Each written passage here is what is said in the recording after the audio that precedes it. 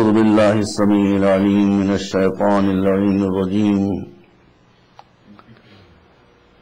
بسم الله الرحمن الرحيم. الحمد لله رب العالمين، والصلاة والسلام على سيدنا ونبينا وشفيعنا أبي القاسم محمد وآله الطيبين الطاهرين المعصومين الهداة المهديين الذين أذهب الله عنهم الرجس وطهرهم تطهيرا.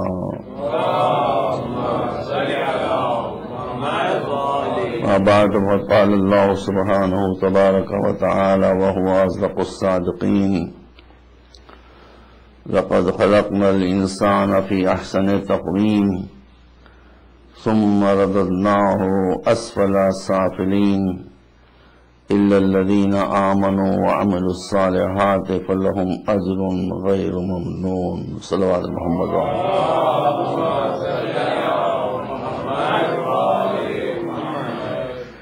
مٹھو بیٹے کی طرح سے مجھے روز صبح پڑھنا پڑتا ہے، تھوڑا سا آگے آ جائیے، پہلے ہی سب آگے بیٹھ لکھو کہنا پڑے.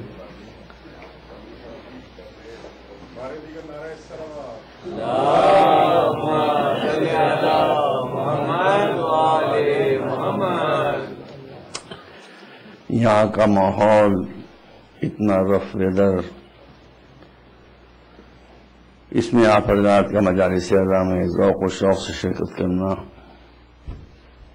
کسی اور بات کو بتا رہا ہو یا نہ بتا رہا ہو، بلا شک و شبہ یہ عشق اہل بیت کا جیتا جاگتا ثبوت ہے کہ جو ہماری نظروں کے سامنے آتا ہے. برادران عزیز، اس کائنات کا پیدا کرنے والا کہ جس کو نہ کوئی سمجھ سکا ہے، نہ کوئی سمجھ سکتا ہے، نہ کوئی سمجھے گا، کوئی اس کے بارے میں وہ کیسا ہے اس لفظ کے ساتھ جیسا بھی تصور ہے، پہلے یہ بات آ جائے کہ جو ہم سوچ رہے ہیں کہ وہ ایسا ہے وہ ایسا نہیں ہے. یہ امام نے فرمایا ہے، چھٹے امام نے. بہرحال ہم سب کا پیدا کرنے والا ہے، ہم سب کے مستقبل کو، ماضی کو، حال کو جاننے والا ہے. کس کا کیا آغاز ہوا، کس کا کیا انجام ہونے والا ہے، اس سے وہ آگاہ ہے. دل کی دھڑکنوں سے وہ آگاہ ہے. کانشس، سب کانشس، نان کانشس، اس سب سے وہ واقفیت رکھتا ہے.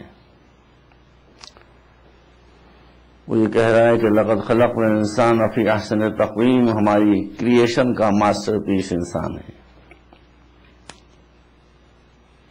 لیکن یہ انسان جب ہماری نعمتوں کا جو ہم نے اس کو کیپبلٹیز دی ہیں، صلاحیتیں دی ہیں، اس کو سمجھتا ہے، اس کو یوز کرتا ہے، صحیح استعمال کرتا ہے،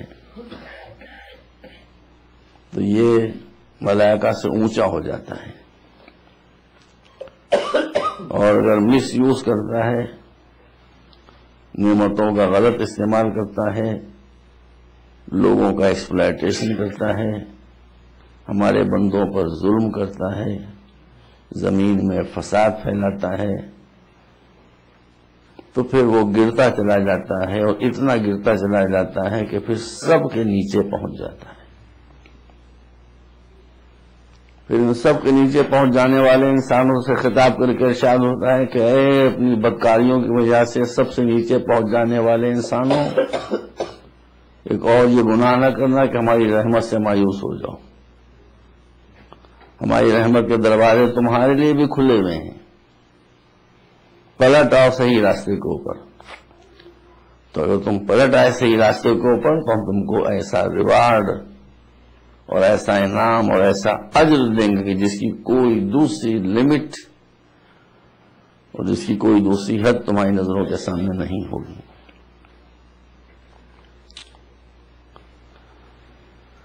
کل میں نے عرض کیا تھا آپ کے سامنے کہ مجلسیں حسینی دربار ہیں. مسجدوں میں مسلمان جاتے ہیں، چرچز میں کرسچن جاتے ہیں، سیناگوگس میں جیوز جاتے ہیں، گردوارے میں سکھ جاتے ہیں. یہ حسینی دربار ہے، آپ کوشش کریں کہ اس میں سب لوگ آئیں۔ میں آپ کو بتانا چاہتا ہوں مجلس کی ابتدا میں کہ اہل بیت کے نام میں کشش ہے، بشرطے کہ آپ اس کو سلیقے سے استعمال کریں، اس لیے کہ اول تو اہل بیت کا جو کردار ہے وہ خود لوگوں کو اپنی طرف کھینچتا ہے، دوسرے مظلومیت، ان کی مظلومیت اور مظلومیت پر ان کا صبر،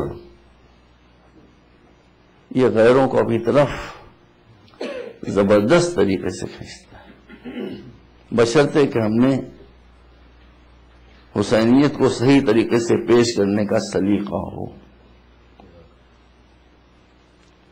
ان مجلسوں میں آپ کی کوشش ہونا چاہیے کہ ایک ہوتا ہے مجازی عشق جسے لو افیئرس کہا جاتا ہے،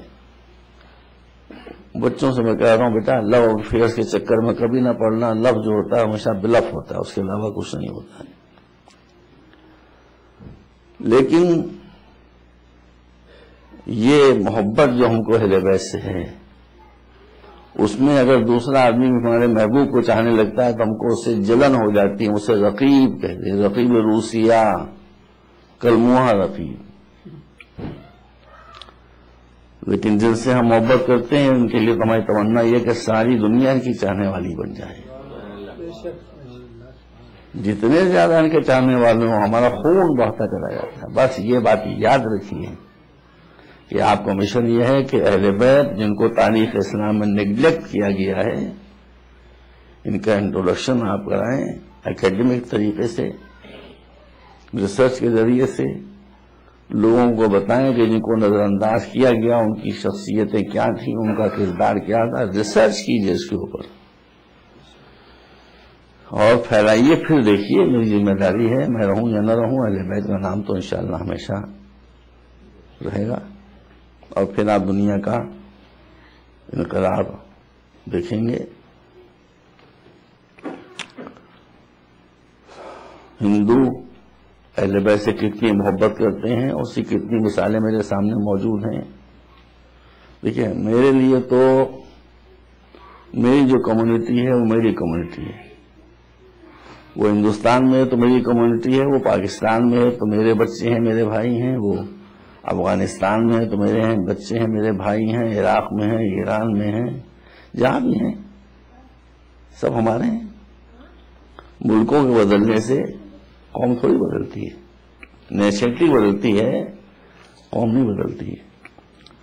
تو کبھی آپ اس بات کا خیال نہ کریں کہ میں کسی طرح کا ڈسکریمنیشن خدا نہ خواستہ کرنا چاہتا ہوں، نہ کرنا چاہتا ہوں، نہ کبھی کروں گا۔ اب ہندوؤں کا ذکر آ گیا ہے، اب سے بہت پہلے تقریباً 150 برس پہلے جب لکھنؤ میں شیعوں کا بڑا ہولڈ تھا، ایک ہندو جس کا نام تھا میوا رام، اس نے اہل بیت سے ایسی عقیدت پیدا کی کہ اس نے امام بارگاہ بنائی کافی بڑی جو آج تک موجود ہے۔ پھر ہندو ہونے کے باوجود اس زمانے میں کہ جب شپ نہیں چلتے تھے، جب وہ بادبانی جہاز چلتے تھے جو ہوا کے دھاروں پر چلتے تھے، کبھی ادھر جا رہے ہیں کبھی ادھر جا رہے ہیں، اس کے ذریعے سے وہ کربلا معلیٰ گیا۔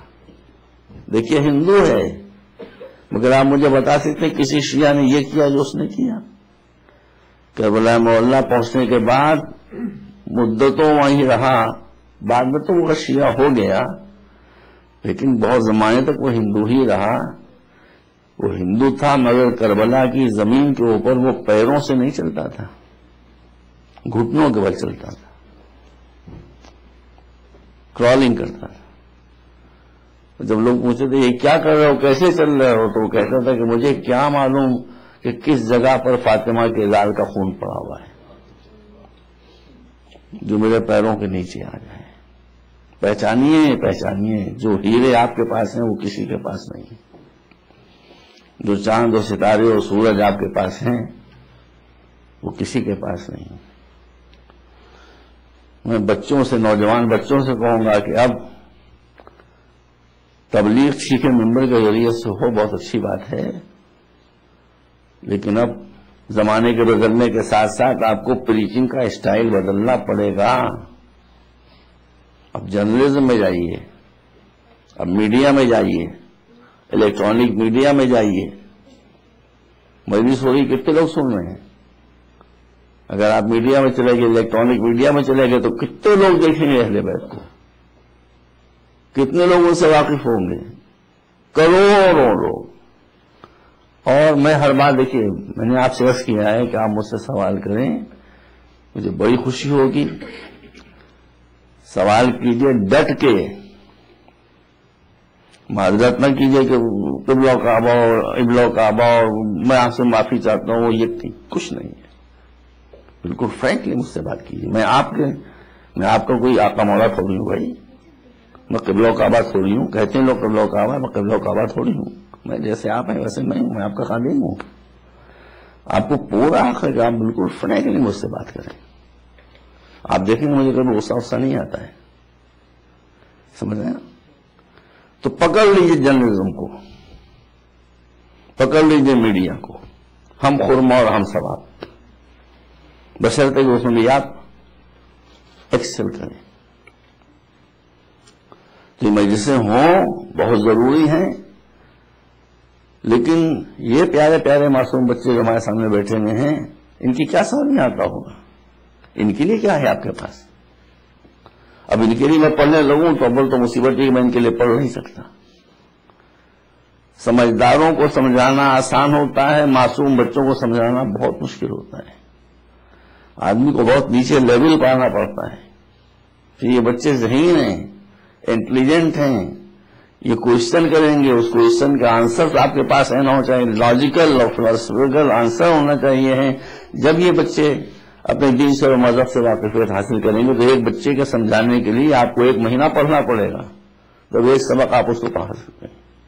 محنت کیجیے اگر آپ حسین کے چاہنے والے ہیں، اگر آپ اہل بیت سے محبت کرنے والے ہیں تو ٹاپ پرائرٹی آپ اپنی کمنگ جنریشن کو دیں۔ یہ ملک بہت اچھا ملک ہے،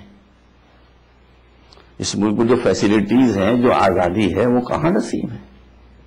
ایجوکیشن یہاں فری ہے، میڈیکل فیسلٹی یہاں سب فری ہیں، ٹوٹل آزادی ہے، ہر آدمی مسکرا کر بات کرتا ہے، ہر آدمی آپ کی بات سننے کے لیے تیار ہے۔ یہ ماحول آپ کو سعودی عرب میں ملے گا، جہاں وہ وولچر کی شکل میں متوع دکھائی دیتے ہیں، گدھوں کی شکل میں، گدھ بھی ہیں اور گدھے بھی ہیں دونوں۔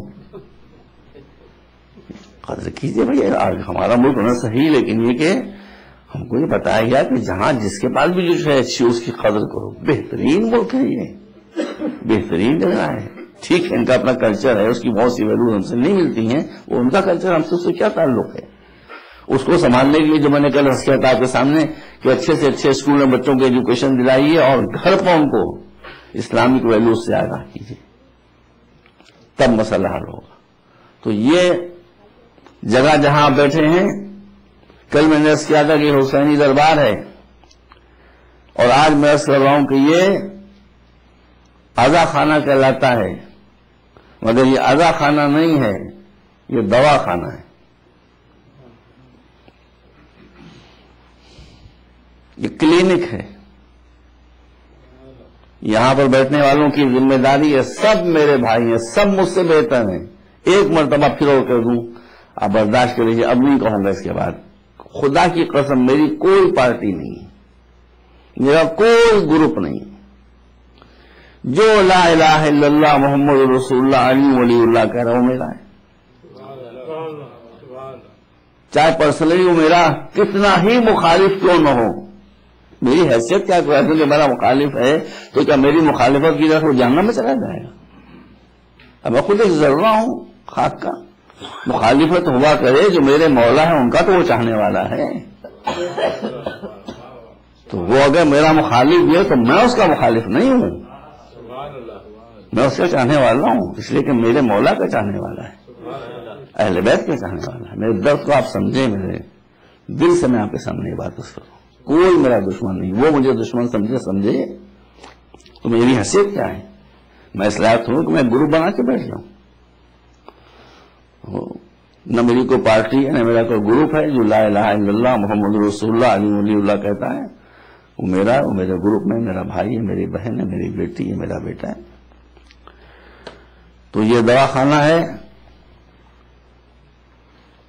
یہاں آپ کی بیماریوں کا علاج ہونا چاہیے، یہاں آپ کو ہیلتھ کانشیس بنانا چاہیے دین کے اعتبار سے. دین کی بھی تو صحت ہوتی ہے. مجبوراً میں کہہ رہا ہوں کہ میرا خود اسپتال ہے، میڈیکل کالج ہے، الحمدللہ میرا نہیں ہے، آپ کا ہے، جنہوں نے بنایا ہے ان کا ہے. بڑا اسپتال ہے، چھوٹا اسپتال نہیں ہے. 635 بیڈس کا ہاسپٹل ہے. موسٹ ماڈرن اکوپمنٹس وہاں موجود ہیں، الحمدللہ اللہ کا شکر ہے. آپ یقین کیجئے، دیکھیے یہاں پر آدمی جھوٹ نہیں بول سکتا ہے. ایک بڑی تعداد میں ایسے بیچارے بیمار آتے ہیں جن کے جسم پر آبلے ہی آبلے، چھالے ہی چھالے، غریب بیچارے، دیہاتی، ویلیجز کے رہنے والے. اب وہاں کے ویلیجز یہاں کیسے تھوڑی ہیں. ان سے پوچھے بھائی تمہیں کیا ہوا؟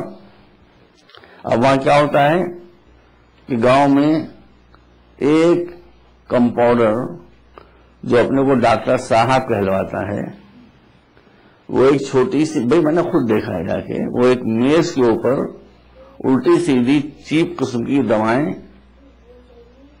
رکھ کر بیٹھ جاتا ہے اور اٹکل پچو دوائیں لوگوں کو دیتا ہے. اب کسی کو بخار ہوا، کسی کو کھانسی ہوئی، کسی کو نزلہ ہو گیا، اس کا ڈاکٹر صاحب دوا چاہیے ہے، انہوں نے دوا دے دی، نزلہ تو غائب ہو گیا، 50 بیماریاں پیدا ہو گئی. یہ میں اپنی آنکھوں دیکھی بات آپ کے سامنے بتا رہا ہوں. یہ کیوں ہوا؟ کیا اس میں میڈیکل سائنس کی غلطی ہے؟ میڈیکل سائنس کی غلطی نہیں ہے. اب پتہ نہیں اس کو انگریزی میں کیا کہتے ہیں، مجھے پتہ نہیں ہے. ایک ہوتا ہے کوالیفائڈ ڈاکٹر، ایک ہوتا ہے عطائی ڈاکٹر، جس کے پاس کوئی ڈگری نہیں ہوتی، جس کے پاس کوئی سرٹیفکیٹ نہیں ہوتا، وہ اپنے کو ڈاکٹر صاحب کہلواتا ہے، الٹی سیدھی دوائیں دیتا ہے. مرض گھٹنے کے بجائے مرض بڑھ جاتا ہے. تو دواخانے میں اسی وقت فائدہ ہوگا جب کوالیفائڈ ڈاکٹرز آئیں گے. کوئی شخصیت بخدا بینی بین اللہ خون حسین کی قسم میرے پیش نظر نہیں. میں ایک عام بات کہہ رہا ہوں، اصول کی بات کہہ رہا ہوں. کوالیفائڈ ڈاکٹرز آئیں. یہ ممبر کسی کی جاگیر نہیں ہے، یہ میرے باپ دادا کی جاگیر نہیں ہے، میرے خاندان کی جاگیر نہیں ہے. کوئی بھی آ کر یہاں بیٹھ سکتا ہے.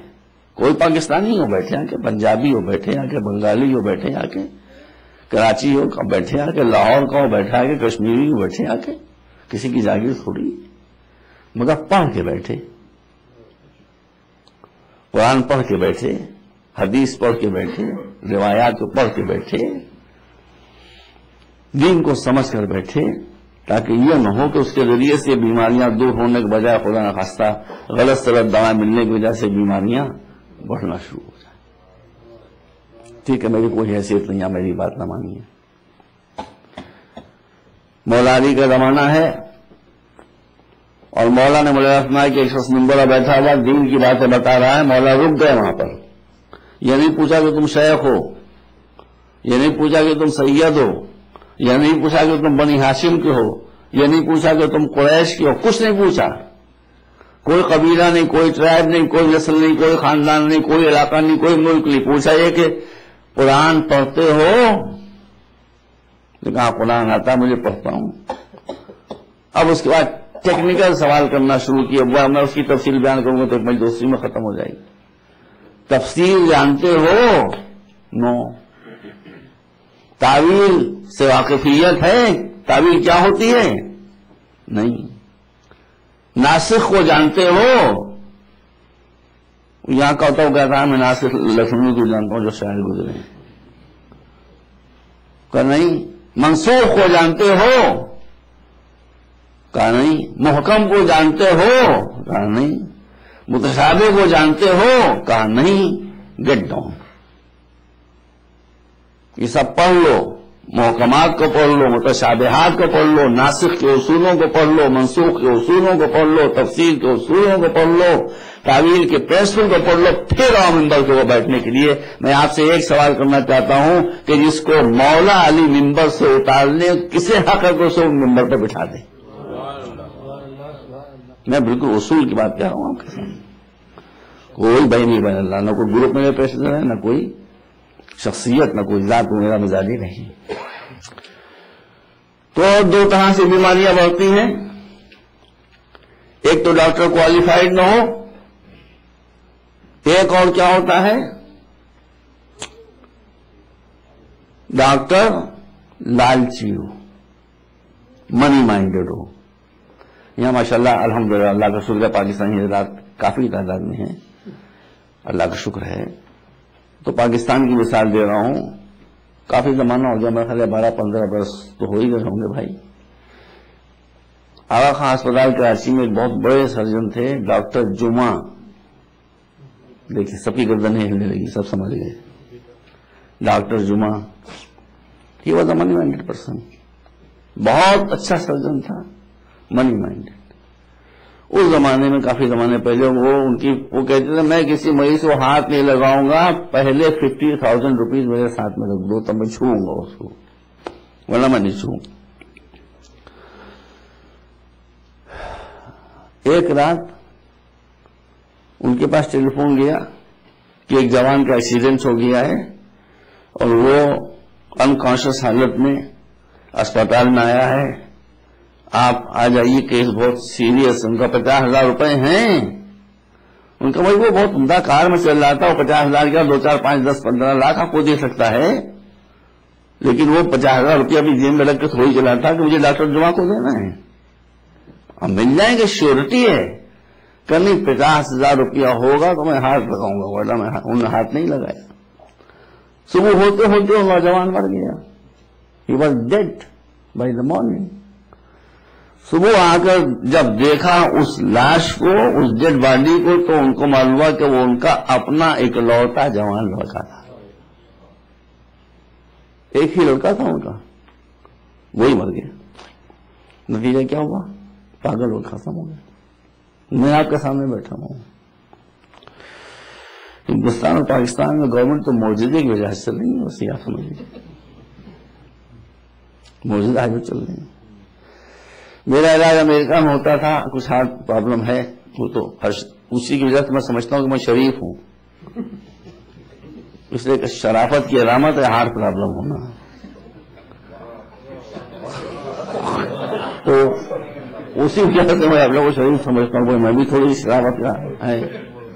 تو NIH میں جو ڈاکٹر میں علاج کرتا تھا فری آف کاسٹ، ایک پیسہ کا بھی اس نے نہیں لیا، فل کیئر۔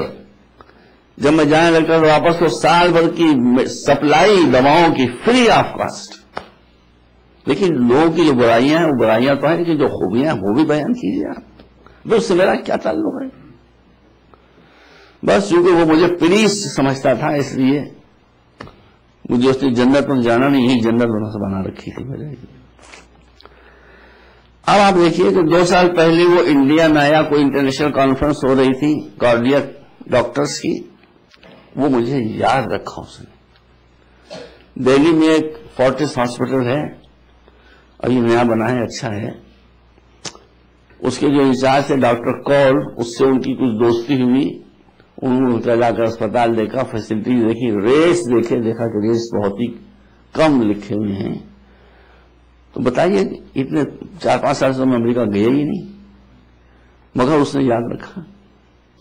اس نے کہا کہ میرا ایک پیشنٹ یہاں رہتا ہے اور تم اس کا علاج کا ٹیسٹ وغیرہ کر دو اور ذرا سا لے آتے ہوں۔ ٹھیک ہے، یس سر، اوکے۔ وہ ڈاکٹر کول صاحب کو ٹیلی فون میرے پاس آیا کہ وہ فلاں ڈاکٹر امریکہ سے آئے تھے، انہوں نے آپ کو ریفر کیا ہے، آپ پلیز آ جائیے، میں آپ کا چیک اپ کرنا چاہتا ہوں۔ تو میں نے پوچھا بھیا سنو گا بیٹا، سنیے، رات کو نیند نہیں آئے گی آپ کو۔ تو میں نے پوچھا میں کتنے پیسے لیتا ہوں؟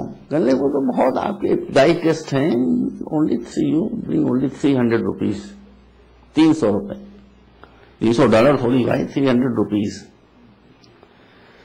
جس کے کتنے ہوئے $6 ہوئے، بس $6 بھی نہیں ہوئے، $60 ہوئے، $6-7 ہوئے۔ میں پیسہ 30,000 روپیہ لے کے گیا، چونکہ میں ہندوستانی ڈاکٹروں کو پہچانتا ہوں. انسٹیڈ آف 300 روپیز میں 30,000 روپیہ لے کے گیا. اب میں گیا تو بڑی محبت سے ملے، بہت اخلاق سے ملے، بہت پیار سے ملے. اور اس کے بعد کہ لے وہ بالکل اتنا ٹیسٹ تو 300 روپے میں ہو جائیں گے، لیکن اگر آپ کی اینجیوگرافی ہو جائے تو معاملہ بالکل کلیئر ہو جائے گا. تو میں نے کہا مجھے اور کتنا پیمنٹ کرنا پڑے گا اینجیوگرافی کے لیے؟ اونلی 11,000. میں نے کہا نو پرابلم، میرے پاس 30,000. میں نے کہا ٹھیک ہے، یو گو ایڈ. اب دیکھیے آپ تماشا. اب جب میں آپریشن تھیٹر میں گیا اور وہاں مینڈک کی طرح سے لیٹا ہوا ہوں صرف، اور قید میرے پاس ہو گیا. اب ان کا کہ now I have got your disease, ہم نے آپ کی بیماری پکڑ لی. میں نے کہا اچھا کیا پکڑ لی، آگے کیا ہوگا؟ کہ اب بتاؤ ہم اس کا علاج کریں یا نہ کریں. اب میں کیا کہوں گا آپ بتائیے بھائی صاحب، کیا کہوں گا بھائی؟ مینڈک کی طرح سے پڑا ہوا ہوں، قید پاس ہو چکا ہے. وہ کہہ رہے ہیں اب ہم نے آپ کی بیماری جو تھی وہ پکڑ لی، اب ہم بیماری کا علاج کریں یا نہ کریں. میں نے کہا نو سر یو گو ایڈ. میں سمجھا 10,000 20,000 کچھ اور بڑھ جائے گا. 3 لاکھ روپے کا بل آیا. 300 کے بجائے 300,000 روپیز. تو دوسری چیز، ایک ڈاکٹر کا کوالیفائڈ نہ ہونا. اب میں مولا آپ کی بارگاہ میں آپ جانتے ہیں میں خلوص سے پڑھنا ہوں. ایک ڈاکٹرز کا کوالیفائڈ نہ ہونا، دوسرے ڈاکٹرز کا لالچی ہو جانا. جب تک مریض کی جیب خالی نہ ہو جائے اس وقت تک یہ ٹھیک نہ ہونے پائے. اس جگہ پر آنے والوں کی دوہری ذمہ داریاں ہیں. کوئی شخص بھی آ سکتا ہے، کسی قبیلے کا آ سکتا ہے، کسی خاندان کا آ سکتا ہے، کسی ملک کا آ سکتا ہے، but he must have some knowledge. دوسرے وہ یہ سمجھے کہ وہ امام کی خدمت کرنے کے لیے آ رہا ہے، بزنس کرنے کے لیے نہیں آ رہا ہے. اگر آپ نے رضاداری کو بزنس بنا دیا ہم ساری اور خلوص ختم ہو گیا تو بہت ڈیمیج ہو جائے گا. پھر غریب کیسے مجلس کریں گے؟ اسلام میں کوئی ایسی عبادت نہیں ہے کہ جس کو امیر کر سکے اور غریب نہ کر سکے. صلوات بر محمد والے.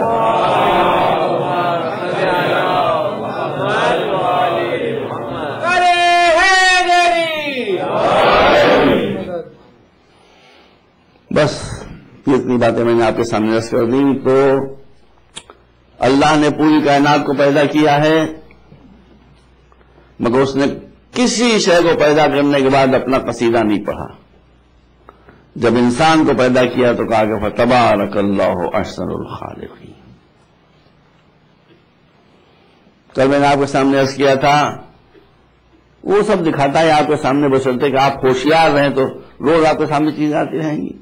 چیونٹی آن کیسے رہتی ہے، پوری کتابیں بھری ہوئی ہیں. اب یہاں تو ماحول نہیں ہے، لیکن ہندوستان پاکستان جہاں سے آپ تشریف لا رہے ہیں،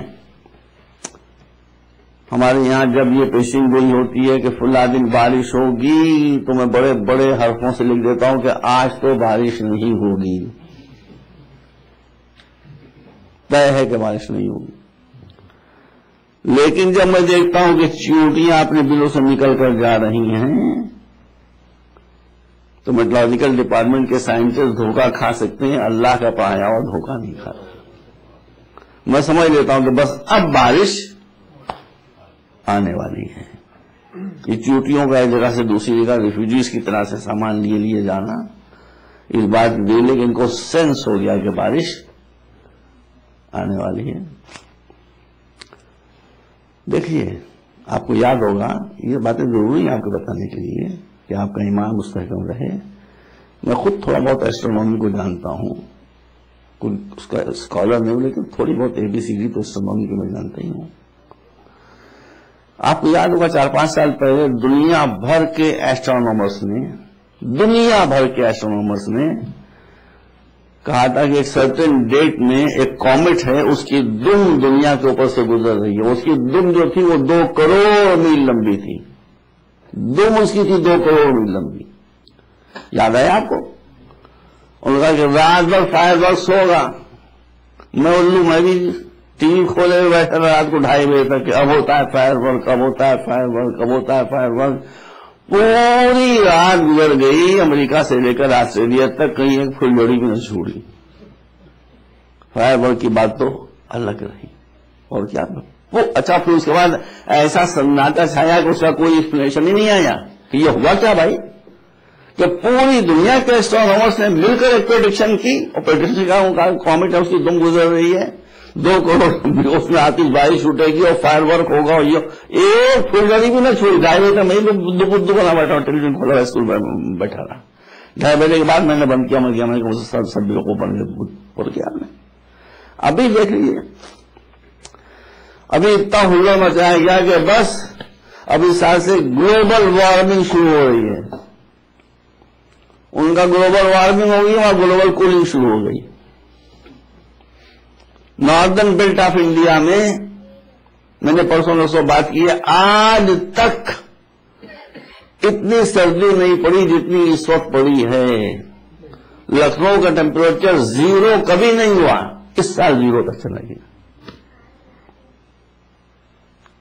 اور کہنا تو یہ اپنے حساب سے کہتے ہیں، اسی کوئی وہ توہین ہم نہیں کرتے. ٹھیک ہے، کبھی ہو سکتا ہے یہ بھی ممکن ہے کہ 10% کی پریڈکشن صحیح ہو، لیکن ابھی جو پوزیشن ہے وہ یہ صورت ہے. لیکن ایک چوٹی کی جو پیشین گوئی ہوتی ہے اپنے عمل سے، وہ غلط نہیں ہوتی. بڑے سے بڑے سائنٹسٹ کی یا ان کے اجتماع کی پیشین گوئیاں غلط ہو جاتی. ایک مرتبہ صبرات دے دیں آپ.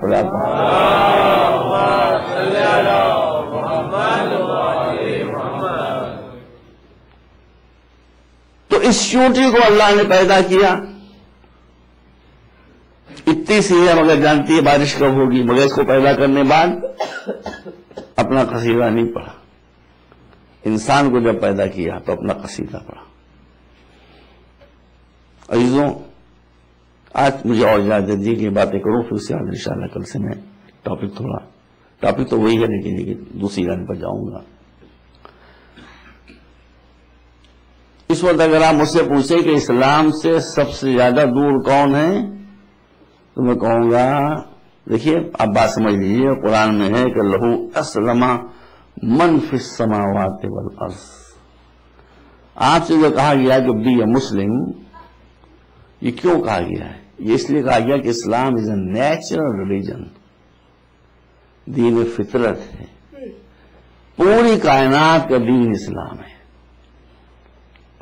چاند کا دین اسلام، سورج کا دین اسلام، گیلیکسیز کا دین اسلام، کاساس کا دین اسلام، زمین کا دین اسلام، درختوں کا دین اسلام. ہر شے جو بھی اللہ کی مخلوق ہے اس کا دین اسلام ہے. اسلام معنی کیا ہے؟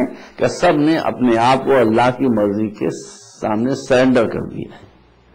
یہ ہے اسلام. تو بھائیوں، سکھوں کو گنا جا سکتا ہے کہ سکھ کتنے ہیں، ہندوؤں کو گنا جا سکتا ہے کہ ہندو کتنے ہیں، کرسچن کو گنا جا سکتا ہے کہ کرسچنس کتنے ہیں. مسلمانوں کو نہیں گنا جا سکتا کہ مسلمان کتنے ہیں. ساری دنیا مسلمان ہے، ساری کائنات مسلمان ہے سوائے مسلمانوں کے.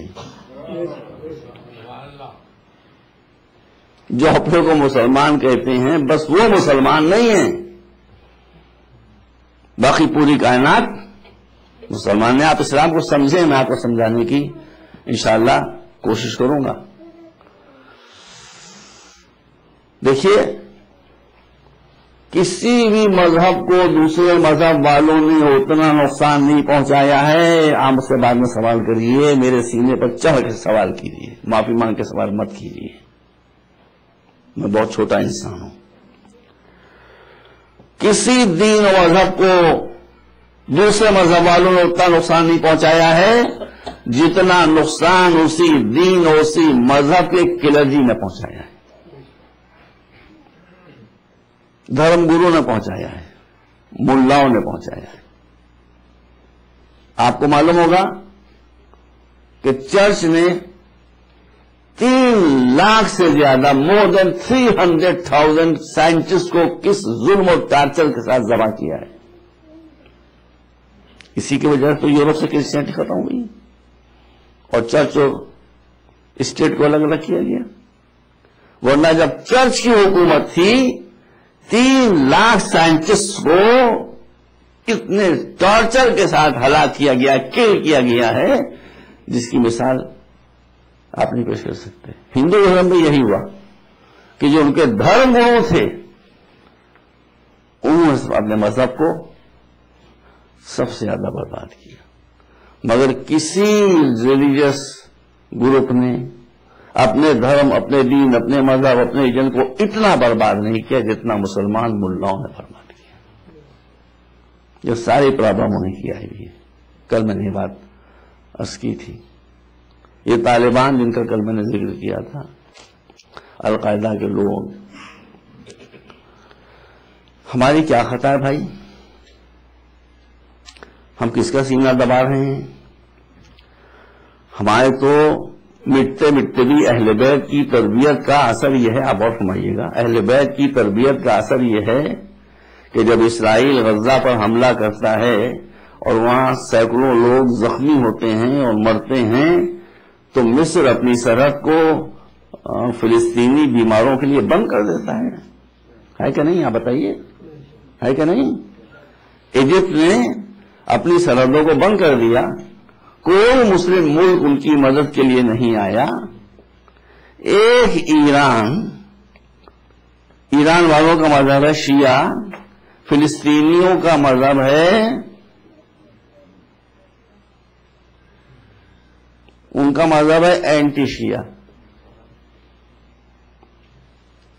پتہ نہیں کہاں سے شیعوں کا اناد ان کے دماغ میں آ گیا ہے، کیوں دشمنی ان کی آ گئی ہے ان کے دماغ میں شیعوں کے آگے ہوگا۔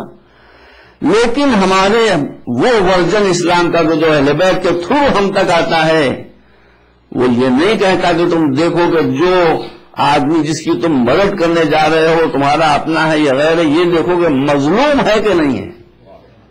اگر مظلوم ہے تو اس کی مدد کرو، چاہے وہ تمہارا دشمن ہو۔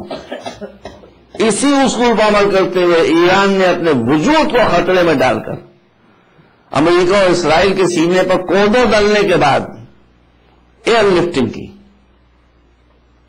فلسطین سے، اور وہاں سے بیماروں کو اٹھا کر لے کر آیا۔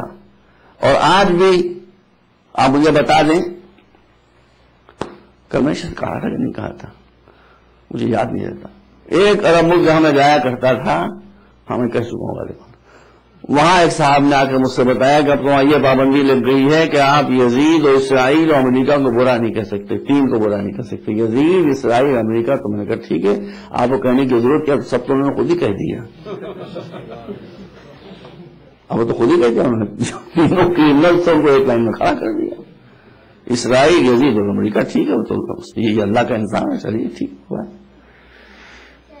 تو کوئی نہیں آیا، مگر وہ یہ سب اہل بیت کی تعلیمات، ان کی مظلومیت کا صدقہ ہے کہ آج گھٹتے گھٹتے مٹتے بھی آپ میں 2 باتیں پائی جاتی ہیں۔ اللہ کا شکر کیجئے، پہلی بات یہ پائی جاتی ہے کہ آپ میں مظلوم کی مدد کی طرف ہے، چاہے وہ آپ کے خلاف کیوں نہ ہو۔ دوسری بات یہ ہے کہ آپ دہشت گرد نہیں ہیں، آپ ٹیررسٹ نہیں ہیں، مگر آپ سے زیادہ بہادر بھی کوئی نہیں ہے، مگر آپ سے زیادہ بریو بھی کوئی نہیں ہے۔ لاسٹ کراچی میں تھا، میں دیکھ رہا تھا سامنے عاشورے کے جلوس میں جو بلاسٹ ہوا ہے، میں ہل گیا تھا اس کو دیکھ کے، 40-50 آدمی خون میں لوٹ گئے، زمین پر گر پڑے میری نظروں کے سامنے، مگر میں ممبر پر ہاتھ رکھ کر قسم کھا کر کہتا ہوں کہ میں نے ان لوگوں کو گرتے ہوئے، مرتے ہوئے، شہید ہوتے ہوئے دیکھا کہ جن کے ہاتھوں میں علم تھے، مگر ایک علم کو بھی زمین پر گرتے ہوئے نہیں دیکھا۔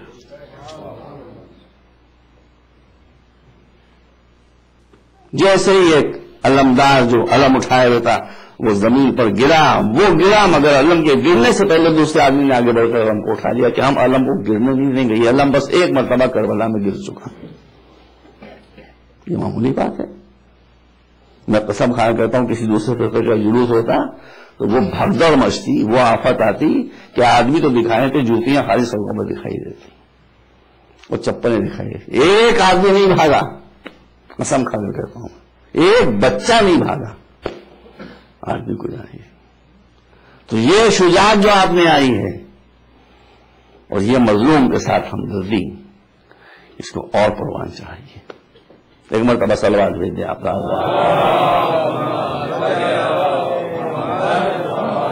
ہاں ٹھیک ہے. ہمارے ہر جگہ جیسا کہ صاحب نے کہا بالکل صحیح فرمایا, میں اس کی تائید کرتا ہوں. ایک پاکستان تھوڑی ہے, مصر میں ہم پر کیا گزر رہی ہے ہمیں معلوم ہے, جارڈن پر ہم پر کتنی سختیاں ہیں ہم کو معلوم ہے, عراق میں القاعدہ کیا کر رہا ہے, کس طرح سے شیعوں کو بھون رہا ہے گولیوں سے, فار نتھنگ, وہ ہمارے سامنے ہے. افغانستان میں چند گھنٹوں کے اندر اندر ہزارہ قبیلے کے 40,000 شیعوں کو تحقیق کر دیا گیا, ہمیں معلوم ہے. تو یہ تو ہماری تاریخ ہے, شہادت ہماری تاریخ ہے, یہ چلتی ہے. ایک مرتبہ صلوات دے دیں آپ رات دعا. بس ایک بات سن لیجیے, بی کلیور.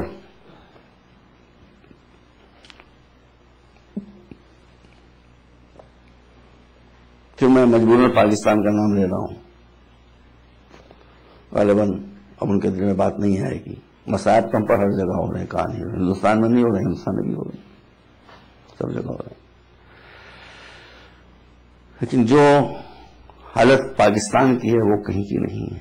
یہ میرے اوپر اعتبار کیجیے, کیونکہ میرے پاس ڈاکومنٹس موجود ہیں, سب کیا کرنا چاہ رہے ہیں وہ سب میں جانتا ہوں. انشاءاللہ اللہ حفاظت کرے گا. اس میں طالبان کا اتنا قصور نہیں ہے.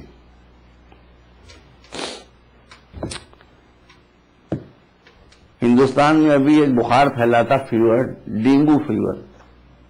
پاکستان میں پھیلا تھا نہیں پھیلا تھا, پھیلا تھا نا. ہمارے یہاں بہت وارڈ سے وارڈ ڈینگو فیور کے مریضوں سے بھرے ہوئے تھے. بڑا خطرناک ہوتا ہے بھائی, ذرا سے نیگلیجنس ہو کا آدمی ٹہل جاتا ہے. یہ ڈینگو فیور کیوں ہوتا ہے؟ ایک ماسکیٹو, ایک مچھر جو سفید پانی پر بیٹھتا ہے, گندے پانی پر نہیں بیٹھتا, صاف پانی پر بیٹھتا ہے, وہ وہاں سے اڑ کر جسے کاٹ لے اسے ڈینگو بخار ہو جاتا ہے. تو یہ جو آپ کو قتل کر رہے ہیں یہ تو بیمار ہیں ڈینگو کے. مچھر ہے ملا, ملا ڈینگو, ملا ڈینگو جو ان کو ڈس رہا ہے اور ان کو بیمار بنا رہا ہے. جب تک کہ ان کے لگام نہیں دی جائے گی ان مدرسوں میں کہ جہاں صرف نفرتیں سکھائی جاتی ہیں, جو ہمارے یہاں ہندوستان میں ہو رہا ہے, ششو مندر, چھوٹے چھوٹے بچوں کے جو RSS اور BJP یہ سب ادارے ہمارے جو ہندو ایکسٹریمسٹ ہیں وہ چلا رہے ہیں, چھوٹے چھوٹے معصوم بچے, ان کو صرف ایک سبق پڑھایا جا رہا ہے کہ مسلمان ایسے, مسلمان ایسے, مسلمان ایسے, مسلمان ایسے. وہ جب جوان ہو کر نکل رہے ہیں تو شمشیر بکف اور خنجر بکف مسلمانوں کو مارنے کے لیے تیار. وہی صورت پاکستان میں ہے کہ وہ بچے جو مدرسوں میں تعلیم لے کر نکل رہے ہیں ان کے بارے میں, شیعوں کے بارے میں نہ معلوم کیا کیا ان کے دماغ میں بھرا جاتا ہے کہ شیعہ ایسے اور شیعہ ایسے اور شیعہ ایسے اور شیعہ ایسے, وہ ان کو مارنے کے لیے تیار. جب تک کہ مذہبی ایکسٹریمزم کو ختم نہیں کیا جائے گا پاکستان سے, اس وقت تک مسائل حل نہیں ہو سکتے. بس میں اسلام پر آ جاؤں سیدھا سا.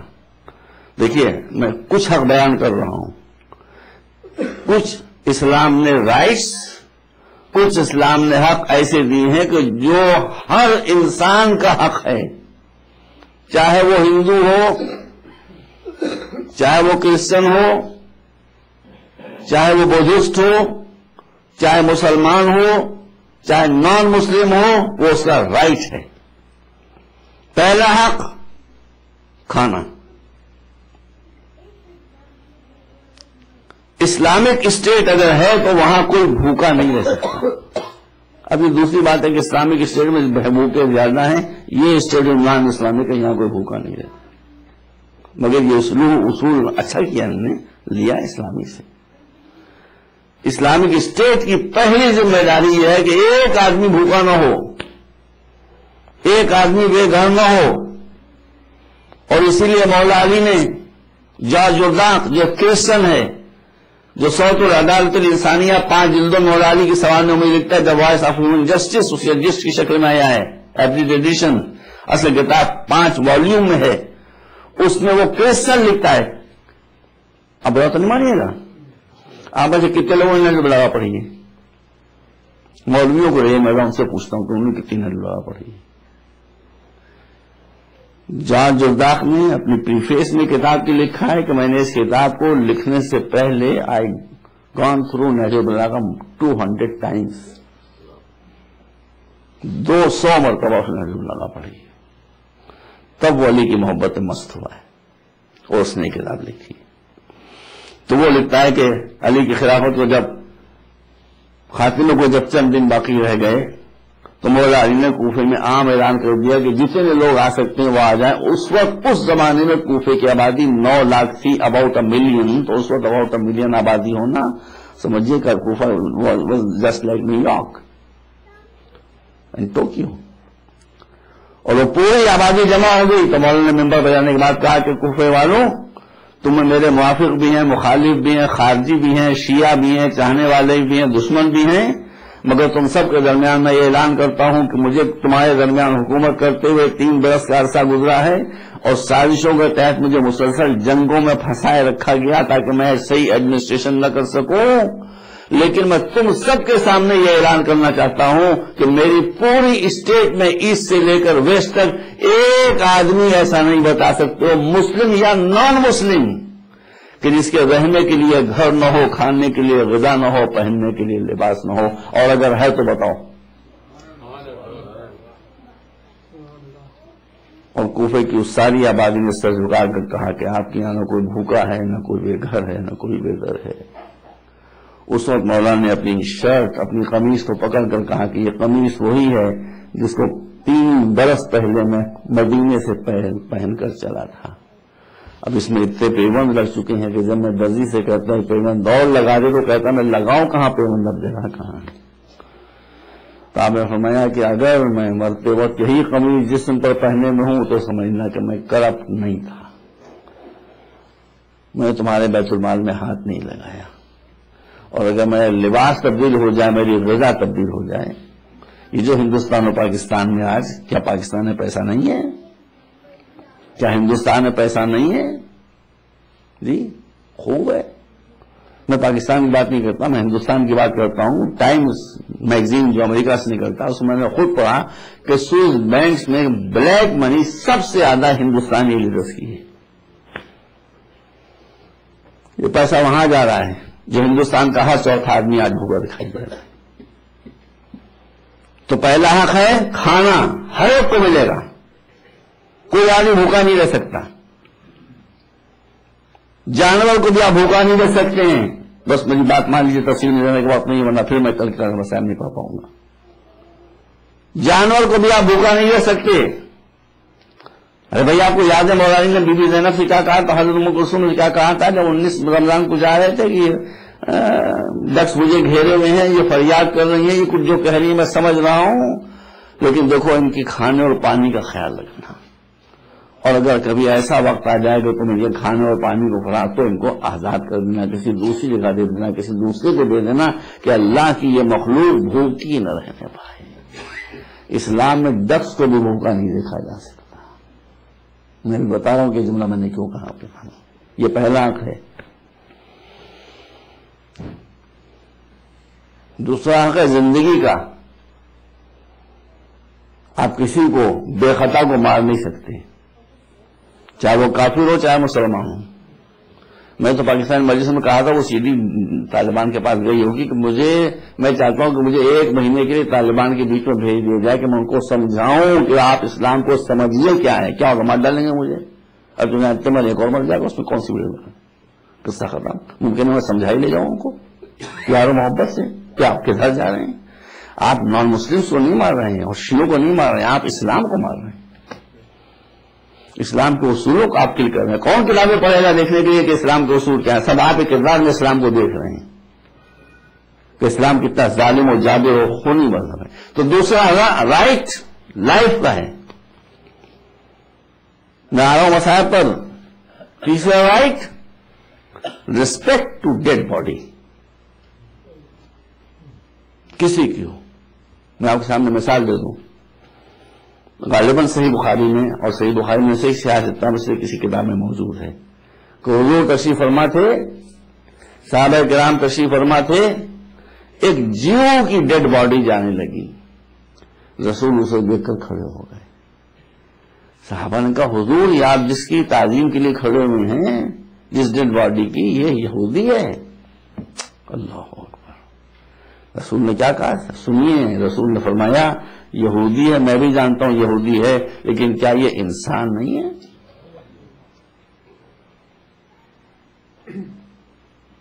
انسان ہونے کے سامنے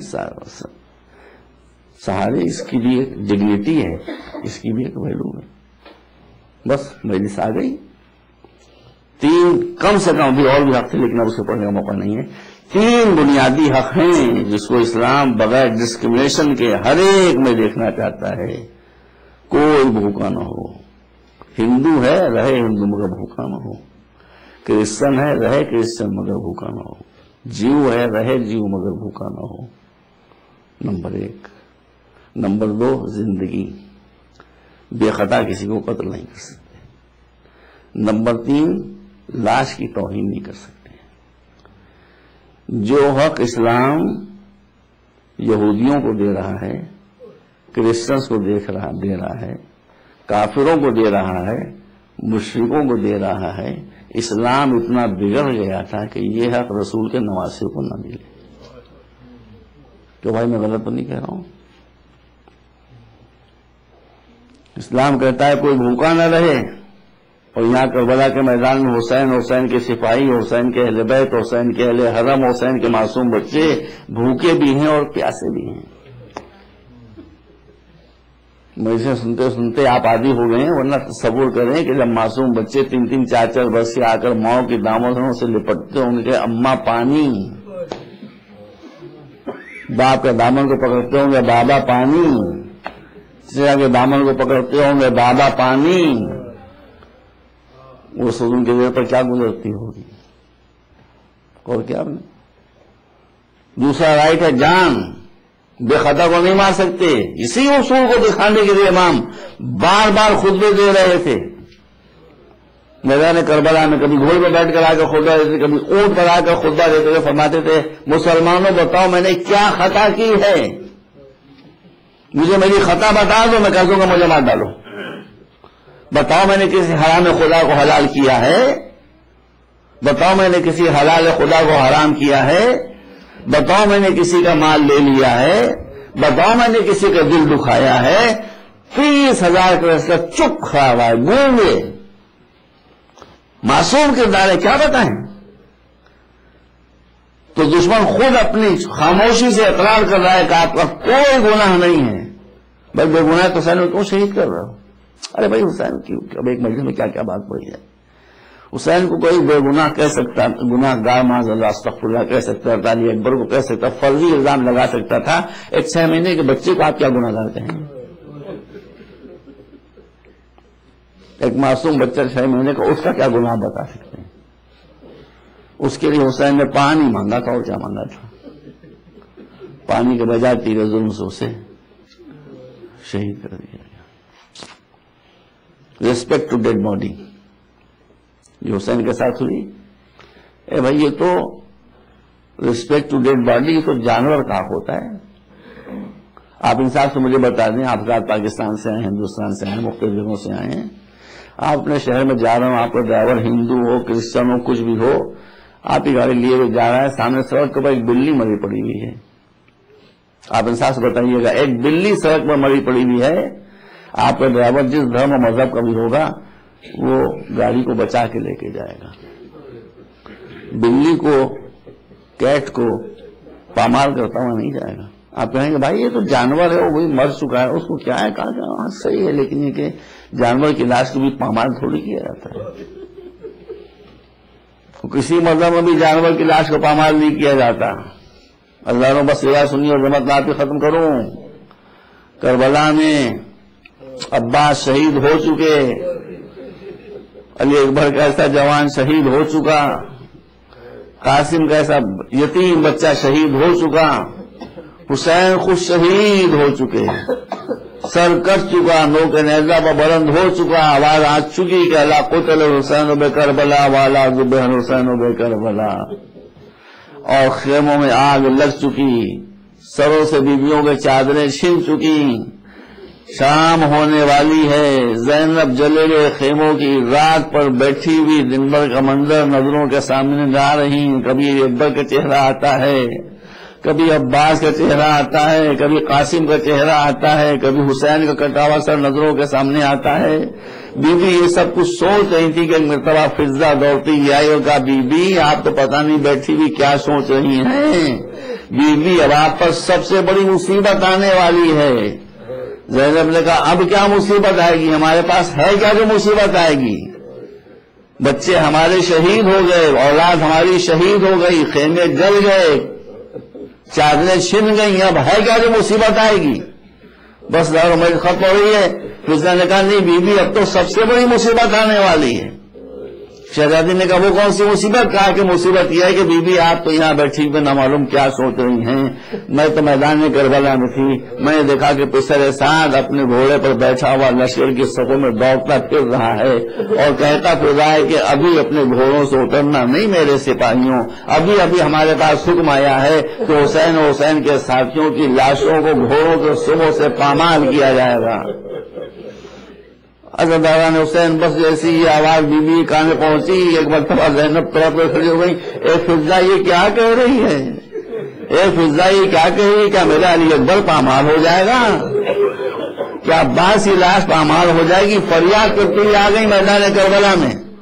تو اتنی دیر میں منظر بدل چکا تھا، اب زینب نے یہ منظر دیکھا کہ جب پسر سعد نے اعلان کیا کہ سارے شہیدوں کی لاشیں پامال کی جائیں گے تو سب سے پہلے ہو کا قبیلہ آگے بڑھا، ٹرائب آگے بڑھا، اس نے کہا کہ امین ہم نے تیری اطاعت کے لیے اپنے سردار قبیلہ کو، حیدر ٹرائب کو اپنے ہاتھ سے قتل کر دیا، یہ ہم کر سکتے تھے، مگر ہمارے سردار کی لاش پر گھوڑے دوڑے یہ ہم برداشت نہیں کر سکتے، پہلے ہم سے جنگ کرنا ہوگی، اس کے بعد ہو کی لاش پامال ہو پائے گی۔ عمر ساتھ ڈر گیا، اس نے کہا کہ اچھا ٹھیک ہے تم گھوڑے کی لاش اٹھا لے جاؤ۔ علامہ رشید ترابی مرحوم کے درجات کو بلند کرے، وہ اس منظر پر فرمایا کرتے تھے کہ جب ہر کے سپاہیوں نے ہر کی لاش کاندھے پر اٹھائی اور لے کر مقتل سے چلے تو یہ کہتے ہوئے چلے کہ جس کے وارث زندہ ہوتے ہیں اس کی لاش پامال نہیں ہوتی ہے۔ بس عظیموں اب زینب نے دیکھا کہ بچانے والے آنا شروع ہو گئے، حبیب کے قبیلے والے آ گئے، حبیب کی لاش پامال نہیں ہوگی، زہیر قبیلے کے لوگ آ گئے، زہیر کی لاش پامال نہیں ہوگی، مسلم نے حوصلہ کے قبیلے کے لوگ آ گئے کہ یہ لاش پامال نہیں ہوگی، ساری لاشیں ہٹتی چلی جا رہی ہیں مقتل سے۔ ارے آپ کو یقین نہیں آ گیا، یہاں تک کہ شمر ملعون آ گیا خبیث، اس نے کہا کہ عباس سے ہماری دور کی رشتہ ہوتی، عباس کی لاش پامال نہیں ہوگی، عباس علاج محفوظ ہو گئی۔ قبیلہ ثقیف کے لوگ آ گئے کہ علی اکبر سے ہماری رشتہ داری ہوتی ہے، یہ لاش پامال۔ اب آپ مجھے انصاف سے بتائیں کہ ہر لاش کے ہٹنے کے بعد زینب کی کیا یہ تمنا نہیں ہو رہی ہوگی کہ کوئی نہ کوئی تو میرے بھائی کا بچانے والا بھی نکل آئے گا، لیکن عزیزوں ہر لاش کے بچانے والے نکلے، حسین کی لاش کا کوئی پرسان حال نہ تھا، ادھر کے سوار ادھر، ادھر کے سوار ادھر، بیچ میں مظلوم کی لاش تھی، زینب اپنے کو گھوڑوں کو سموں میں ڈالے دے رہی تھی کہ مجھے پامال کر لو، میرے بھائی کی لاش کو پامال نہ کرو۔ وَسَيَعْلَمُ الَّذِينَ ظَلَمُوا أَيَّ مُنقَلَبٍ يَنقَلِبُونَ رَبَّنَا تَقَبَّلْ مِنَّا إِنَّكَ أَنتَ السَّمِيعُ الْعَلِيمُ وَتُبْ عَلَيْنَا